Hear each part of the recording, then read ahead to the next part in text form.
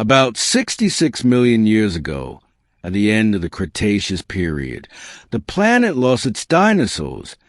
Everyone knows that this happened because of a global catastrophe. But what happened immediately after the mass extinction? I decided to go back in time for a while and see for myself, and it turns out that everything was completely different than we're used to thinking. Today we're going to visit a planet that humans haven't yet set foot on, a planet that was almost destroyed by a meteor strike. You'll find out which of the ancient inhabitants of the Earth died immediately. You'll see who managed to survive. You'll learn what climate changes they had to face and how the Earth was recovering from a monstrous disaster. At the end of the Mesozoic era, a huge asteroid or comet crashed into the Earth. Scientists are still arguing about this. The diameter of this celestial body was anywhere from 11 to 80-odd kilometers, or from 7 to 50 miles. That is, on average it might have been the size of the city of Washington, D.C.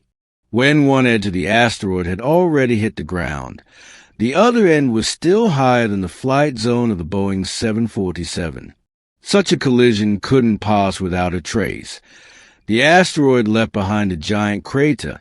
It covered half of the Gulf of Mexico, and no wonder. The crater has a diameter of 150 kilometers or 93 miles and a depth of about 20 kilometers or 12 miles. This wasn't the first collision between our planet and a celestial body, but it has become one of the largest. The world changed in an instant. The impact caused mega tsunamis with a height of more than 100 meters or 330 feet that reached the territory of modern-day Texas and Florida. Other sources indicate a height of 300 meters or 985 feet. That's, for example, the height of the Eiffel Tower, and some claim that the first wave rose up to 1.5 kilometers or 9/10 of a mile tall, 5 Eiffel Towers. The asteroid displaced so much water from the ocean that huge waves crashed on the coastline for 10 hours, and this isn't even the worst-case scenario. If the impact had been deeper, the tsunamis would have been even taller. The explosion that occurred when the celestial body fell was about 100 million times more powerful than the famous thermonuclear Tsar Bomba. Forests within thousands of kilometers or hundreds of miles were destroyed in just a second. Some scientists believe the explosion was equivalent to 100 trillion tons of TNT. It was enough to destroy the coastline, cause 12-point earthquakes, and landslides all the way to Argentina.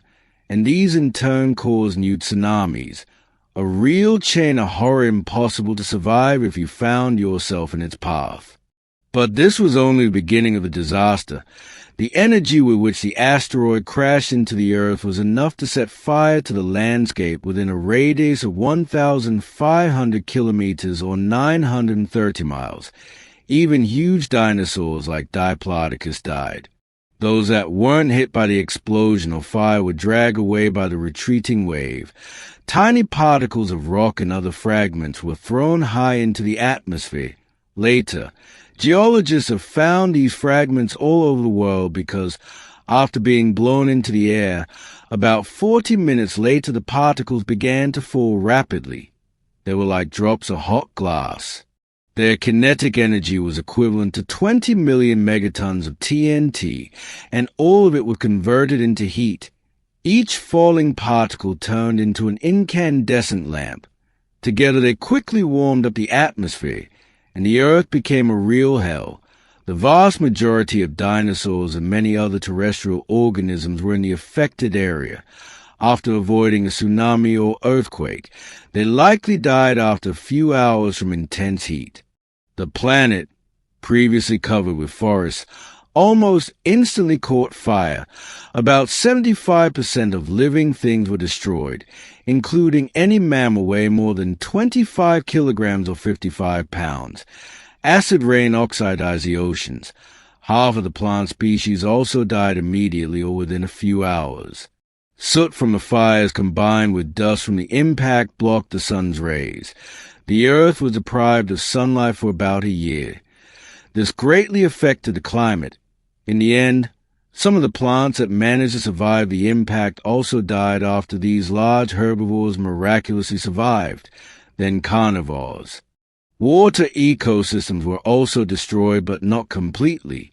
For example, turtles and the ancestors of crocodiles managed to survive.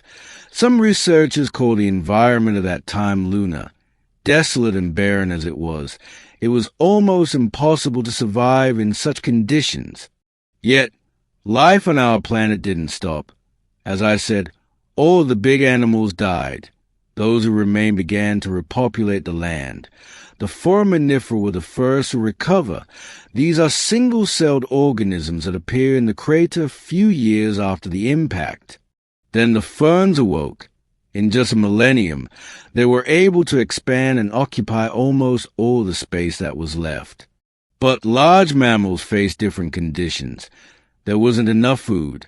Therefore, only small animals weighing no more than 600 grams or 1 3/10 of a pound roamed among the ferns. There were just a few flowering plants and nutritious seeds in the world.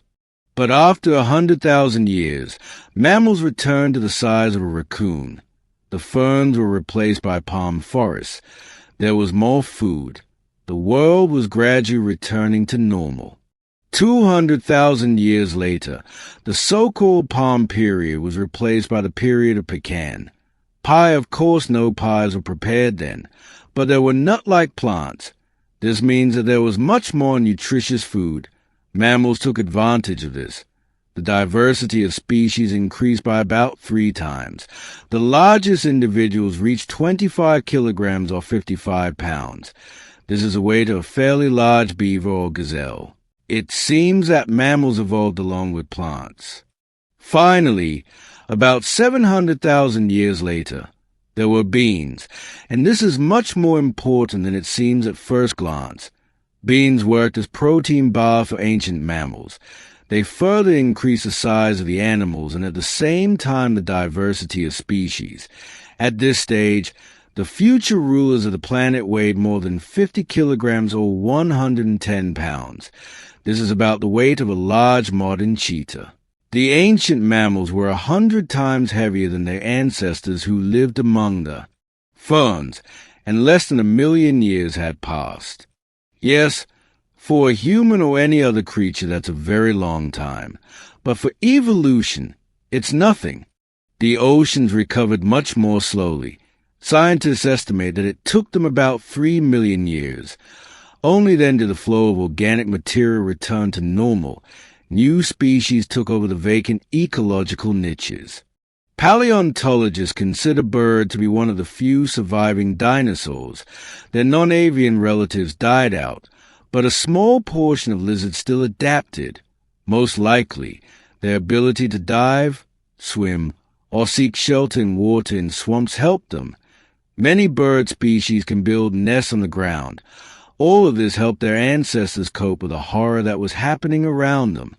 As a result, life on Earth returned to normal over time. Evolution led to the appearance of humans. This wouldn't have happened without the asteroid hitting the Earth. We can say it was a trigger for human evolution. But what would happen if such a disaster struck again? Well, you already have a rough idea. Surely most of humanity wouldn't survive a new attack from space. But our planet would certainly recover. Life goes on. Despite the fact that we're talking about events that occurred tens of millions of years ago, today scientists know quite a lot about them.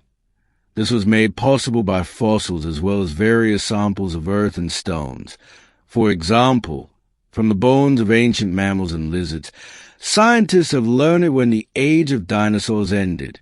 It took a long time to figure this out. If you liked the video, give it a thumbs up. Don't forget to subscribe to the channel if you haven't already, and click on the bell to receive timely notifications of new interesting videos that are waiting for you ahead.